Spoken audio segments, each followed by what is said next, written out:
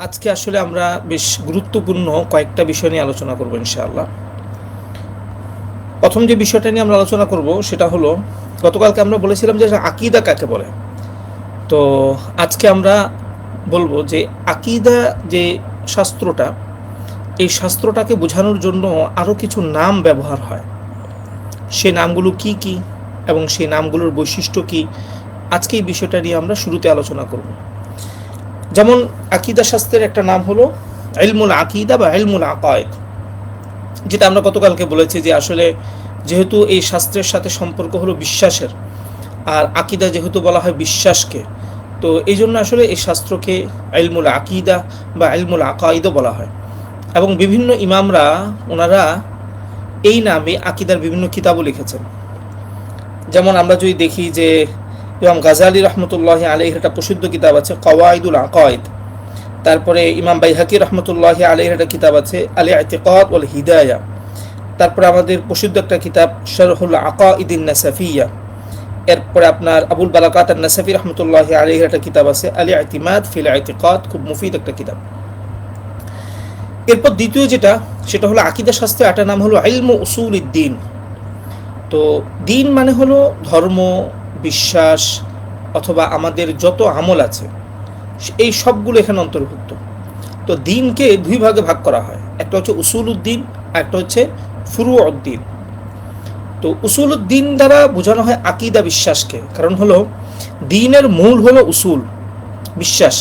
কোনো একজন কাফের যদি সে রমজান মাসে রোজা রাখে, সে যদি 5 ওয়াক্ত সালাত আদায় করে, এতে কোনো ফায়দা নেই। ফায়দা না থাকার কারণ হলো যে তার আসলে বিশ্বাসটা নেই। তো এজন্যই আকীদা যেহেতু বিশ্বাসের সাথে সম্পৃক্ত, এবং এজন্যই আসলে আকীদাকে বলা হয় উসুলুদ্দিন। আর আমল যে সমস্ত বিষয়গুলো আছে এগুলোকে বলা হয় ফুরুউদ্দিন। তো এই নামেও আকীদার অনেক কিতাব আমাদের ইমামরা লিখেছেন। যেমনিভাবে একটা কিতাব আছে যে উসুলুদ্দিন গাজনাভি রহমতুল্লাহ আলাইহির, খুব মুফিদ একটা কিতাব। তারপরে আমাদের মাতুরিদি আকীদার এই প্রাথমিক একটা কিতাব আছে আল বিদায়া ফি উসুলুদ্দিন, এটা খুবই মুফিদ একটা কিতাব। তারপরে আমাদের বর্তমান সময়ের আকীদা বিশেষজ্ঞ শেখ সাইদ ফুদা হাফিজাহুল্লাহ একটা কিতাব আছে আত-তামহিদ ফি উসুলুদ্দিন। এরপর যেটা তৃতীয় যে নাম, সেটা হলো ইলমুত তাওহীদ। তো তাওহীদ মানে হলো আল্লাহ তাআলার একত্ববাদকে স্বীকার করা। তো আকীদার মধ্যে যেহেতু আল্লাহ তাআলার একত্ববাদকে স্বীকার করা হয় এবং সেটাকে উল্লেখ করা হয়, এজন্য আসলে আকীদাকে ইলমুত তাওহীদও বলা হয়। এবং এই বিষয়ে অনেক কিতাব বিভিন্ন ইমামরা লিখেছেন। এর মধ্য থেকে আমাদের মাতুরিদি আকীদার ইমাম ইমাম মাতুরিদি রহমতুল্লাহ আলাইহির প্রসিদ্ধ একটা কিতাব আছে কিতাবুত তাওহীদ। অনুরূপভাবে ইমাম লামিশি রহমতুল্লাহ আলাইহির একটা কিতাব আছে আত-তামহিদ লিকাওয়াইদিত তাওহীদ। এগুলো তৃতীয় নাম। চতুর্থ একটা নাম হচ্ছে আল ফিকহুল আকবর। আমরা জানি আমাদের ইমামে আজম আবু হানিফা রহমতুল্লাহ আলাইহি, ওনার একটা কিতাব আছে আকীদার আল ফিকহুল আকবর। উনি আসলে এই ফিকটাকে দুই ভাগে ভাগ করতেন, একটা হচ্ছে ফিকহে আকবর, একটা হচ্ছে ফিকহে আসগর। তো ফিকহে আকবর দ্বারা ওনার উদ্দেশ্য ছিল আকীদা, আর ফিকহে আসগর দ্বারা ওনার উদ্দেশ্য হলো যেটাকে আমরা বলি আমল বা ফুরুউদ্দিন। তো এখানে একটা বিষয় একটু উল্লেখ করা জরুরি, সেটা হলো আমাদের দেশের মধ্যে আমরা সকলে আমাদের শ্রদ্ধেয় একজন ব্যক্তি ডক্টর আবদুল্লাহ জাহাঙ্গীর স্যার রহমতুল্লাহ আলাইহি, আমরা সকলে জানি যে তিনি আল ফিকহুল আকবরের উপর একটা ব্যাখ্যা গ্রন্থ লিখেছেন। কিন্তু দুঃখজনক একটা বিষয় হলো যে ইমাম আবু হানিফা রহমতুল্লাহ আলাইহির যে আকীদা, এবং যে আকীদাটা যুগ যুগ ধরে হানাফি ওলামায়ে কেরামরা অনুসরণ করে আসছেন, শাইখের এই ব্যাখ্যার মধ্যে আসলে ওই আকীদাটা ফুটে ওঠেনি। আল্লাহ তাআলা শাইখের এই খেয়ানতকে ক্ষমা করুক এবং তাকে জান্নাতের উঁচু মাকাম দান করুক। এখানে আরেকজন ব্যক্তি আছেন আমাদের সমাজের মধ্যে খুব প্রসিদ্ধ, আমাদের সময় আগের মানুষ, কিন্তু আমরা ওনাকে আমাদের ঘরের মানুষ বলেই চিনি। ওনার নাম হলো ইবনু আবিল আইজ আল হানাফি। উনি আমাদের আকীদাতুত তাহাবিয়ার উপর একটা সরা লিখেছেন। দেখবেন আমাদের অনেকের কাছে আসলে সরাটা থাকে এবং আমরা অনেকে হয়তো সরাটা পড়ি, অনেকে মনে করি যে তিনি তো আসলে মনে হয় হানাফি আকীদার মানুষ। কিন্তু আসলে আবদুল্লাহ জাহাঙ্গীর স্যার এবং ইবনু আবিল আইজ উভয়ের অবস্থান একই রকম। অর্থাৎ তারা উভয়ই মূলত আসলে সালাফিদের যে গুমরাহি যে একটা আকিদা, এই আকিদাটাকেই তারা প্রচার করেছে। কিন্তু আমরা আসলে মনে করি যে ইবনু আবিল আইস সে মনে হয় আমাদের ঘরেরই মানুষ। না, আসলে তিনি আমাদের ঘরের মানুষ না। এই বিষয়ের মধ্যে ইমাম জাহেদ কৌসারি রহমতুল্লাহি আলাইহি একটা কিতাব লিখেছেন, ইমাম তহাবি রহমতুল্লাহি আলাইহির জীবনী নিয়ে, আল হাওয়ি ফি সিরাতিল ইমাম আবি জাফর আত-তহাবি। এই যে কিতাবটা, এই কিতাবটাকে আবার তাহকিক করেছেন বর্তমান সময়ের একজন নির্ভরযোগ্য মুহাক্কিক এবং আকিদা বিশেষজ্ঞ শেখ হামজা আল বাকরি হাফিজাহুল্লাহ তাআলা। তো শাইখে এখানের মধ্যে যখন আপনার আকিদাতুত তহাবিয়ার আলোচনাটা এসেছে, সেই টিকার মধ্যে তিনি এই কথাটা স্পষ্ট করেছেন যে ওয়া ইবনু আবিল আইস নাশা হানাফিয়ান তাবিআন লি উসরাতিহি। ইবনু আবিল আইস তিনি আসলে তার পরিবারের কারণে তিনি আসলে হানাফি হিসাবে বেড়ে উঠেছেন। ইল্লা আন্নাহু খালাফাহু ওয়া খারাজা আনহু ফুরুআন ওয়া উসুলান। কিন্তু ইবনু আবিল আইস সে ফুরুআন আমলগতভাবে ওয়া উসুলান আকীদাগতভাবে হানাফি মাযহাবের বিরোধিতা করেছে এবং হানাফি মাযহাব থেকে সে বের হয়ে গিয়েছে। এখন বলতেছেন মুতাআসসিরান ফি যালিকা বিমাদরাসাতি ইবনে তাইমিয়া ওয়া তালামিদিহি। কারণ হলো তিনি ইবনে তাইমিয়ার মাদ্রাসা এবং তার ছাত্রদের দ্বারা তিনি প্রভাবিত ছিলেন। এজন্য আসলে তিনি, যদিও তাকে আমরা চিনি আসলে হানাফি নামে পারিবারিক দিক লক্ষ্য করে, কিন্তু আসলে হানাফি তো এটা আসলে কোনো একটা নাম না, এই নামের পেছনে একটা বৈশিষ্ট্য আছে। বিষয়টা হলো যে আপনার আকিদা হতে হবে হানাফি আকিদা, আপনার আমল হতে হবে হানাফি আমল, তখন আপনার এই যে পরিচয়টা, এই পরিচয়টা আপনার সঠিক পরিচয়। কিন্তু আপনি যদি আকিদা রাখেন গোমরাহি আকিদা, অথবা আপনি আকিদা রাখলেন ভিন্ন কোনো আকিদা কিন্তু পরিচয় দিলেন হানাফি, এটা হচ্ছে ধোঁকাবাজি। এরপর দেখেন শাইখের শেষে একটা কথা লিখেছেন, ওনার পুরো আলোচনাটা ওনার বিভিন্ন বিভ্রান্তি বিষয়গুলো উল্লেখ করার পর শেষে লিখেছেন আন্না শারহ আত-তাহাবিয়া লিইবনে আবিল আইস লা ইউমাসসিলু রা'ই আত-তাহাবি মিন জিহাতিন ওয়ালা আল-হানাফিয়া মিন জিহাতিন উখরা ওয়া ইন্নামা ইউমাসসিলু নাফসাহু। তাহাবির যে শরাটা ইবনে আবিল আইস লিখেছেন, এখানে আসলে তিনি ইমাম তাহাবির প্রতিনিধিত্ব করছেন না, আবার তিনি হানাফি মাযহাবেরও প্রতিনিধিত্ব করছেন না, বরং আসলে মূলত এখানে তিনি তার যে আকিদাটা, ওই আকিদাটাকেই তিনি উল্লেখ করেছেন। তো এই দুইটা বিষয় আসলে উল্লেখ করার এখানে কারণ হলো যে আমরা সকলেই ডক্টর আব্দুল্লাহ জাহাঙ্গীর স্যার রহমতুল্লাহি আলাইহিকে মনে করি হানাফি, কিন্তু আসলে হানাফি এই নামের পেছনে যেমন আকিদাটা হানাফি আকিদা থাকতে হয়, ঠিক তেমনি এর পিছনে আবার আমলটাও আপনার হানাফি থাকতে হয়। কিন্তু বাস্তবতা হচ্ছে শাইখের এই যে কিতাবটা, এই কিতাবটার মধ্যে অনেক খেয়ানত আছে। এবং এই কিতাবের আরেকটা বড় সমস্যা হলো যেটা, সেটা হলো কোনটা শরা এবং কোনটা ইমাম আবু হানিফার বক্তব্য, এটাকে তিনি পার্থক্য করেন না। এই জন্য দেখা যায় অনেক সময় সালাফি ছেলেরা এই কিতাব থেকে বক্তব্য এনে যেটাকে ইমাম আবু হানিফার আকিদা বলে সে চালায় দেয়, অথচ ইমাম আবু হানিফা রহমতুল্লাহি আলাইহি এমন কথা বলেনই নেই।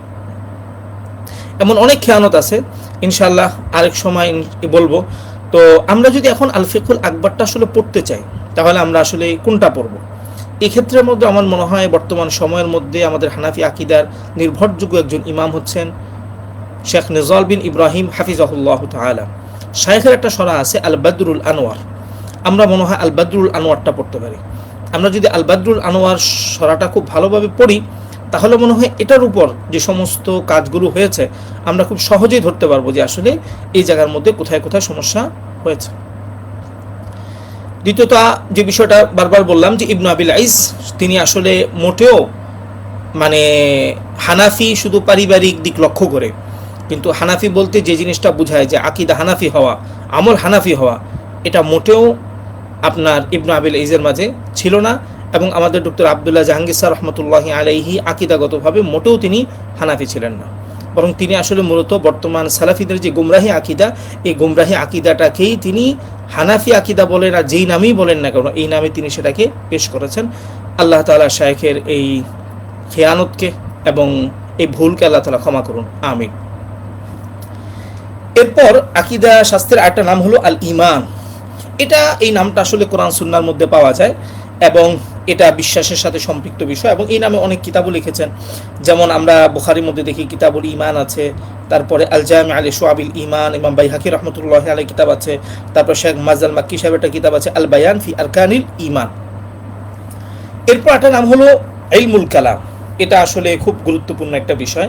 সেটা হলো মুতাআখিরিন যারা, আমাদের মুতাআখিরিনরা আকীদা দ্বারা তারা ইলমুল কালামকেই বুঝতেন এবং ইলমুল কালামটাকেই তারা পেশ করতেন। এর পিছনে অনেক কারণ আছে, যেমন এই বিষয়ের মধ্যে বেশ কিছু কিতাব লেখা হয়েছে। যেমন আমাদের হানাফি আকীদার প্রসিদ্ধ একজন ইমাম, ইমাম খাব্বাজি রাহমাতুল্লাহি আলাইহি একটা কিতাব আছে আল হাদি ফি ইলমিল কালাম।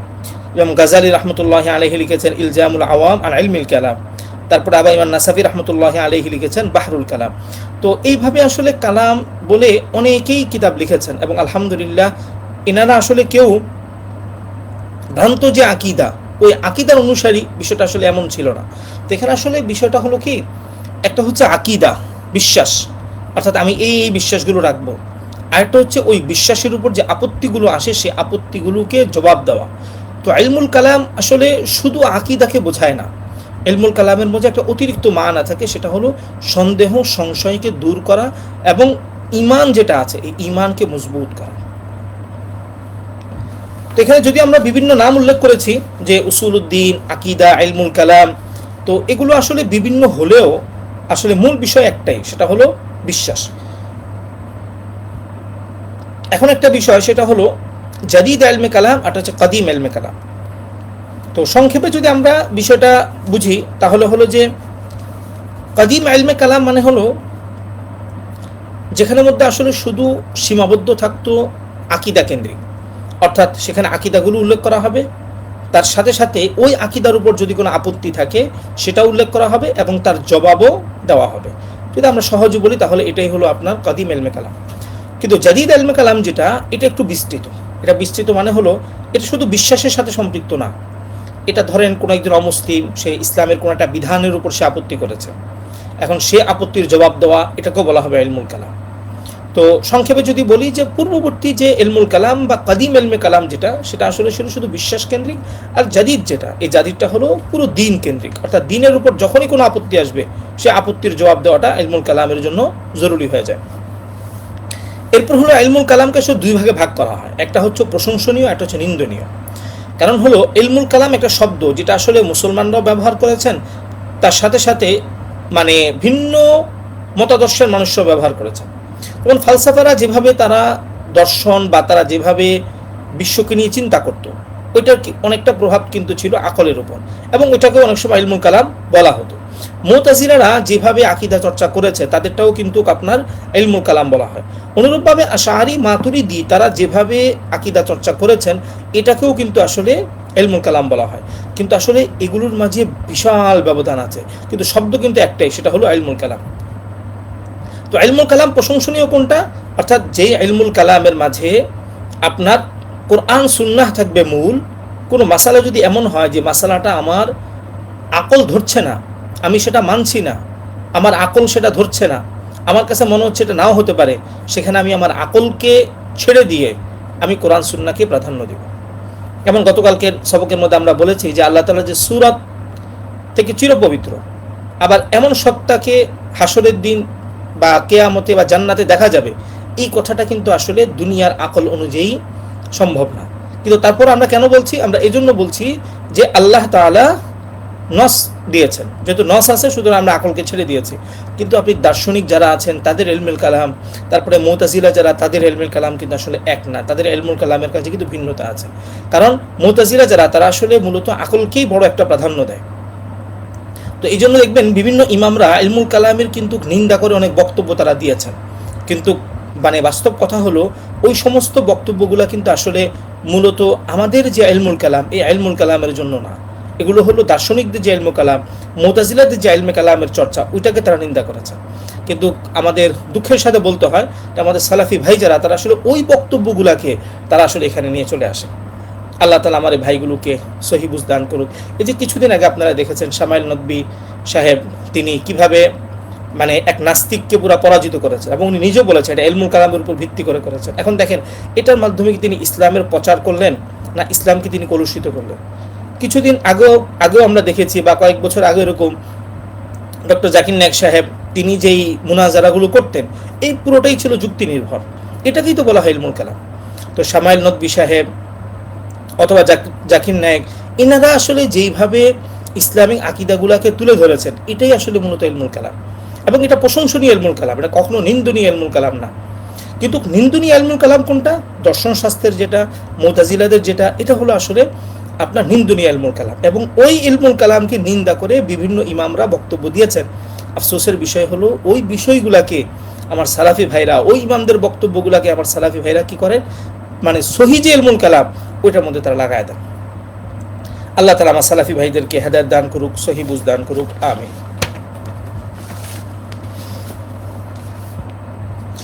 এরপর একটা বিষয়, সেটা হলো যে সুন্নাহ শিরোনাম। অর্থাৎ আমরা যদি দেখি যে সুন্নাহ শিরোনামে আকীদার কিছু কিতাব লেখা হয়েছে, যেমন ইমাম আহমদ ইবনে হাম্বল রাহমাতুল্লাহি আলাইহির ছেলের একটা কিতাব আছে সুন্নাহ। তো আসলে এই যে কিতাবগুলো, এই কিতাবগুলোর তো এগুলো তো আকীদার কিতাব। তো এখন এখানে সুন্নাহ যে নামটা ব্যবহার করা হয়েছে বা এই কিতাবগুলোর প্রেক্ষাপটটা আসলে কি, আমি শেষে কিতাবের হাওলা দেবো, তারপর আমি আপনাদেরকে সংক্ষেপে বিষয়গুলো একটু বোঝার চেষ্টা করুন। বিষয়টা খুব গুরুত্বপূর্ণ। যখন জাহমিয়ারা ঢালাওভাবে আল্লাহ তাআলার সকল সিফাতকে অস্বীকার করছিল, তখন ইমামরা তারা এই সমস্ত কিতাবগুলো লিখেছেন শুধু এটা প্রমাণের জন্য যে ভাই ওয়াজহুন এটা এসেছে আল্লাহর সিফাত, ইয়াদুন এটা এসেছে এটা আল্লাহর সিফাত, এই সমস্ত সিফাতগুলোকে সাবেত করার জন্যই আসলে তারা মূলত ওই কিতাবগুলো লিখেছে। এবং এটা ছিল মূলত জাহমিয়া যারা তাদের রদ করা, এবং তারা সেই জায়গাটার মধ্যে তারা কোনো যাচাই বাছাই করেননি। অর্থাৎ এমনও বর্ণনা আছে যে একবারে মাউজু বর্ণনা পর্যন্ত সেখানের মধ্যে চলে এসেছে। অথচ আমরা সকলে জানি যে আকীদার মধ্যে কখনো মাউজু বর্ণনা গ্রহণযোগ্য হয় না। তো সেখানে আপনি দেখবেন যে সহি আছে, জয়ীফ আছে, হাসান আছে, মাউজু পর্যন্ত আছে। তো তাদের আসলে মূল মাকসাদটা ছিল কি? তাদের মূল মাকসাদটা ছিল এটা যে ভাই এগুলো আল্লাহ তাআলার সিফাত, এগুলোকে তোমরা অস্বীকার করো না। কিন্তু দুঃখজনক একটা মানে বিষয় হলো পরবর্তীতে ওই কিতাবগুলোকে সামনে রেখে হাম্বলি মাযহাব থেকে একটা মতাদর্শ দাঁড়িয়েছে যাদেরকে আকীদার বা আমাদের ইসলামিক ইতিহাসে বলা হয় গুলাতুল হানাবিলা, অর্থাৎ হাম্বলি মাযহাবের মধ্য থেকে যারা কট্টর হাম্বলি। এরা কি করলো, তারা ওই কিতাবগুলোকে সামনে রেখেই তারা একটা দেহবাদী আকীদা লালন করে ফেলেছে। এই যে আমাদের বর্তমান আমাদের দেশে যে সালাফি আছেন বা আবু বকর জাকারিয়া সাহেব আছেন, এনারা কিন্তু আসলে মূলত ওই কিতাবগুলোকে তারা মূল ধরেন, এবং এই জন্যই আসলে কিন্তু তাদেরকে দেহবাদী বলা হয়। আমি মনে বিষয়টা আপনাদেরকে বুঝাতে পেরেছি কিনা। তারপর আমি বলছি যে তাদের মূল মাকসাদ ছিল জাহমিয়াদেরকে রদ করা, কিন্তু ওই কিতাবগুলোর উপর ভর করেই পরবর্তীতে হাম্বলি মাযহাবের একটা অংশ দেহবাদী আকীদার দিকে তারা চলে যায়। পক্ষান্তরে এদের ভিন্ন যারা ছিলেন, যেমন ধরেন আশআরী, মাতুরিদি, কোনো ইমাম কিন্তু আপনার কোনো সিফাতকে অস্বীকার করে না। আজ পর্যন্ত কোনো মানে সালাফি বলেন বা যাকেই বলেন কেউ দেখাতে পারেনি যে কোনো ইমাম সে আল্লাহ তাআলা কোনো একটা সিফাতকে অস্বীকার করেছে। তো এখানে বিষয়টা কি? বিষয়টা হলো সালাফিদের যে দেহবাদী মানা, ওই দেহবাদী মানাটা গ্রহণ না করার কারণে সালাফিরা মনে করে কি যে আসলে সে মনে হয় আল্লাহর সিফাতকে অস্বীকার করছে। নাউযুবিল্লাহি মিন যালিক। তো এই বিষয়ের মধ্যে আপনারা এই কিতাবটা আমি সবাইকে বলবো যারা আরবি পারেন অবশ্যই অবশ্যই কিতাবটা আপনারা পড়বেন। দেখেন কিতাবটা হচ্ছেন ডক্টর সোহাইব সাক্কার হাফিজাহুল্লাহ, এখনও শায়েখ জীবিত আছেন। আত-তাজসিম ফিল ফিকরিল ইসলামী, অর্থাৎ ইসলামিক যে চিন্তা চেতনা বা আমরা যাদেরকে ইসলামিক বড় ব্যক্তি মনে করি তাদের চিন্তা চেতনায় বা তাদের মাঝে কিভাবে দেহবাদটা ঢুকে গেল। তা আপনি যদি আমাকে জিজ্ঞাসা করেন যে আপনি যে কয়টা কিতাব পড়ে সালাফি আকীদার গুমরাহিগুলো বুঝেছেন এবং হাতে কলমে পেয়েছেন যে সালাফি আকীদাটা হলো একটা সুস্পষ্ট গুমরাহি আকীদা, তার মধ্যে আমি বলবো যে অন্যতম একটা কিতাব হলো এই কিতাবটা আত-তাজসিম ফিল ফিকরিল ইসলামী। আরও একটা বাস্তবতা হলো এই কিতাবের যে লেখক ডক্টর সোহাইব সাক্কার হাফিজাহুল্লাহ, উনি কিন্তু একটা সময় সালাফি আকীদা দ্বারা প্রভাবিত ছিলেন।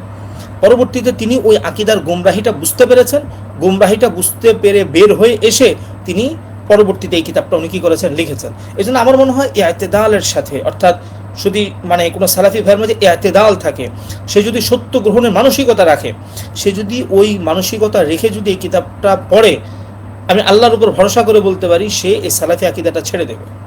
সে দেখবে এই আকীদার আগাগোড়া পুরোটাই আল্লাহ তাআলাকে দেহবাদ বানিয়ে ফেলছে। নাউযুবিল্লাহি মিন যালিক।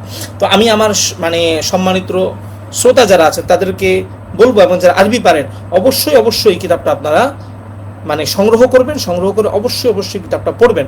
এবং এই কিতাবটা 3টা ভাগ, আলহামদুলিল্লাহ 3টা ভাগই খুবই খুবই খুবই মুফিদ। তো এই যে কথাটা আমি বললাম যে আসলে মানে গুলাতুল হানাবিলাটা কোত্থেকে তৈরি হলো, তো এই বিষয়গুলো আপনি আসলে এই কিতাবের মধ্যে পাবেন। এবং দেখবেন যে এই যে কিতাবের যে কিতাবগুলোর নাম বললাম, কিতাবু তাওহীদ, তারপরে আবার ধরেন ইমাম আহমদ ইবনে হাম্বল রহমতুল্লাহি আলাইহির ছেলের সুন্নাহ, এই কিতাবগুলো উনি ধরে ধরে আলোচনা করেছেন যে কিতাবগুলোর মধ্যে কি সমস্যা, কোন কিতাবের মধ্যে কিভাবে এসেছে, কোন কিতাবের সনদ ঠিক আছে, কোন কিতাবের সনদ ঠিক নাই, আবার এই কিতাবটা কোন কারণে লেখা হয়েছে, পরবর্তীতে কি হয়ে গিয়েছে, এই বিষয়গুলো নিয়ে শায়খ শুরুতে আলোচনা করেছেন।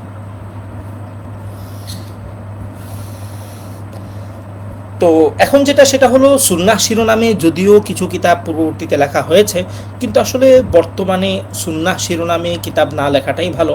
কারণ সুন্নাহ বর্তমানে আপনার এই আকিদাকে বুঝায় না, এটা আসলে মূলত বর্তমানে আপনার এই হাদিসকে বুঝায়।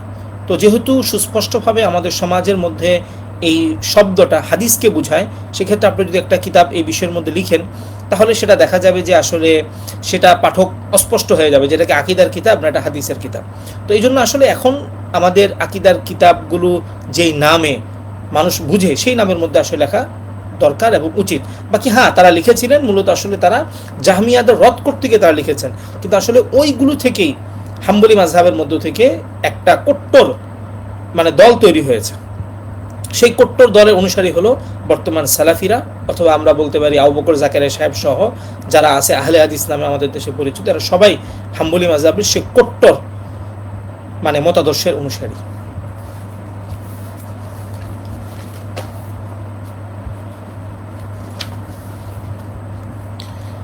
তো আমাদের তো আসলে 20 মিনিট সময় ছিল, 23 মিনিট হয়ে গিয়েছে। আরও দুইটা বিষয় ছিল, দেখি ইনশাআল্লাহ আগামীকালকের এই দুইটা বিষয় আলোচনা করব। ও এখানে শেষে একটা কথা ছুটে গেছে যে আসলে ইমাম গাজালি রহমতুল্লাহি আলাইহির দামি একটা কথা আছে, তিনি ইলজামুল আওয়াম কিতাবের মধ্যে কথাটা উল্লেখ করেছেন যে ভাই, যে এই জায়গায় আসমা ও সিফাতের কিতাব যারা লিখেছেন, যেমন ধরেন বাবু মাজা আফিল ইয়াদ শিরোনাম দিয়েছেন, মানে অর্থাৎ হাতের মধ্যে বা ইয়াদকে কেন্দ্র করে যে সমস্ত জিনিসগুলো এসেছে, এরপর দেখা গেছে উনি সব বর্ণনা সব আয়াত সেখানে উল্লেখ করেছেন। তো গাজালি রহমতুল্লাহি আলাইহি মানে আমাদের শেখ হামজাল বাকি হাফিজাউল্লাহ বলেন যে আলা ইবারতিহি নূর, যে মুখতাসার ইবারত হয় কিন্তু আসলে ইবারতের মধ্যে ওনার নূর থাকে। তো শাইখ ওখানে মধ্যে কথা লিখেছেন গাজালি রহমতুল্লাহি আলাইহি যে আসলে আমরা যখন কোরআন পড়ি দেখবেন কোরআনের মধ্যে ইয়াদকে কিন্তু আলাদা আলাদাভাবে কিন্তু উল্লেখ নাই, তো ওয়াজহুনকে কিন্তু আলাদা আলাদাভাবে উল্লেখ নাই। তো কোরআন যখন আপনি পড়বেন তখন কিন্তু আপনি পূর্বাপর থেকে একটা অর্থ নিয়ে নেবেন এবং আপনি একটা অর্থ বুঝে ফেলবেন। কিন্তু যখন একটা শিরোনাম তৈরি করা হবে যে ইয়াদকে কেন্দ্র করে যা এসেছে, সেখানে আপনি আয়াতগুলো উল্লেখ করছেন, আবার আপনি হাদিসগুলো উল্লেখ করছেন, তখন কিন্তু আসলে এটা ভিন্ন একটা মানার দিকে চলে যায়। তো এই জন্য আসলে তিনি এইভাবে ভাগ করাটাকে তিনি অপছন্দ করতেন এবং যথেষ্ট কঠোর শব্দ তিনি ইলজামুল আওয়ামের মধ্যে ব্যবহার করেছেন।